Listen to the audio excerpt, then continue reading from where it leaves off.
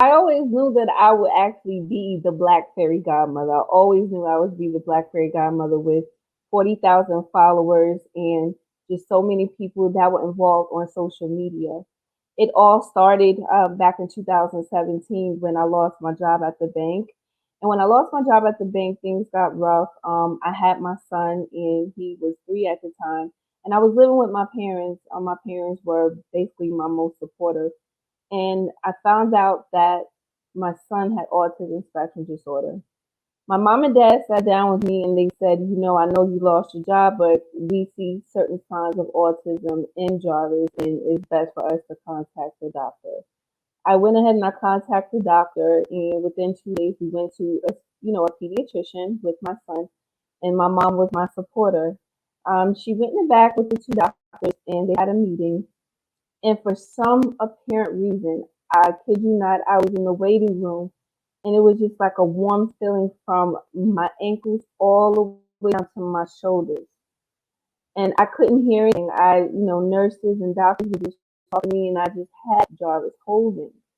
And they asked me to come back. And I still really couldn't hear anything. I just knew that something right there was wrong.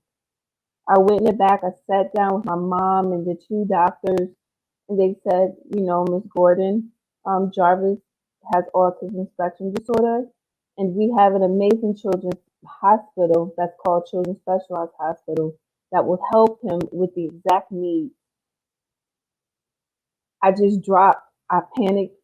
I gave my mom, my baby boy at the time, and she was just telling me that it's going to be okay.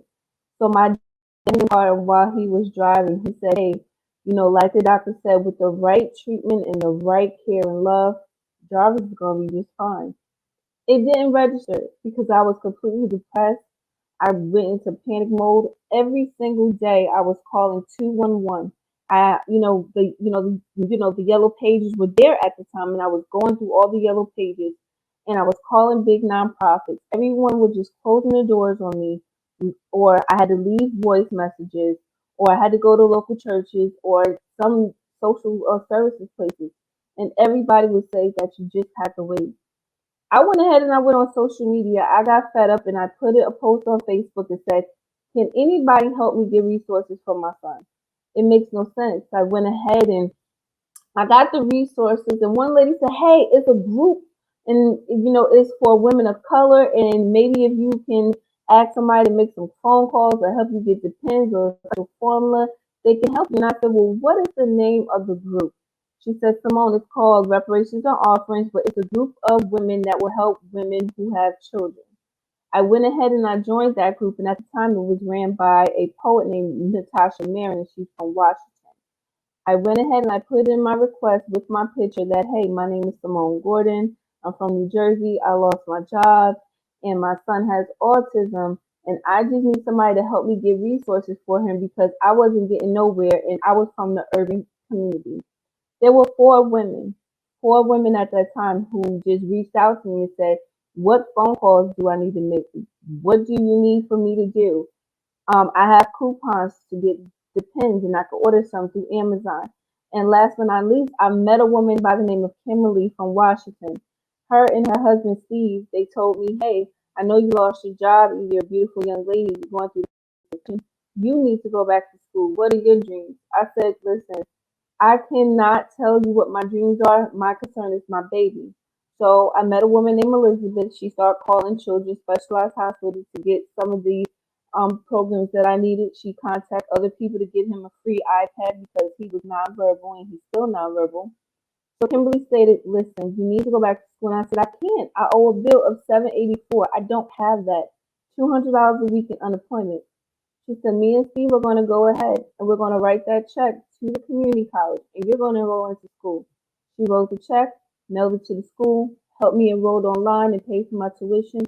And right now to this day, I have a GPA of 3.8 in nursing. I went ahead to these women. I said, "You guys help me get, so many programs for Jarvis. You're helping me get, communicative devices and depends and so many things is opening. I want to give back and I want to be voice for all the women who are out here fighting, who are working class and who are special needs moms, who need this type of help. I wanted a voice. I start putting things on my personal Facebook page. I start advocating. I start fundraising. And during the time that I was in school, I was in my mathematics class. I was taking algebra. I kept hearing a ping like every 6 seconds, and people would tag me and a young woman named Teresa Post who was in Maryland. Teresa had a disability and she was being evicted from her apartment, and she only had 4 hours to dig up $1,000. They said this girl can help, and she said, I don't care, please, somebody. I went on my personal Facebook page and I went ahead and I raised $1,000 in 30 minutes. I gave her the $1,000. She went to the sheriff's department. She went on Facebook and said, "This woman is a fairy. She saved me and my daughter's life." I said, "I'm very she's a black fairy," and it stuck. So I went ahead and I started asking volunteers all around the world to help me. And so many people like Jennifer Passeroff and Liz Gilbert decided to go ahead and push me to be on Instagram to talk about autism, talk about why a lot of programs is not in marginalized communities. There's so many people that you may work with. It could be a school teacher, a secretary, it could be a janitor, or it could be a supermarket employee. They might be smiling, but at the end of the day, they're going home and they're facing a lot of obstacles. And they may be either sleeping on the floor or don't even have enough food. So I created something to help marginalized women get back on their feet, not just with money, but to help with stability, building their business, building their self esteem, building themselves by going back to school, or helping them with advocacy with their children who have special needs, and to help get medical supplies for the program that we have. It's a beautiful thing. We started off at 100. Now we are 43,000 to date, all across the world. Switzerland, Germany, China, everyone around the world is helping these women become stable. It is, what can I say? I went ahead and I took my situation and just helped so many women across the world. And I'm just known as the Black Fairy. And I'm good with that.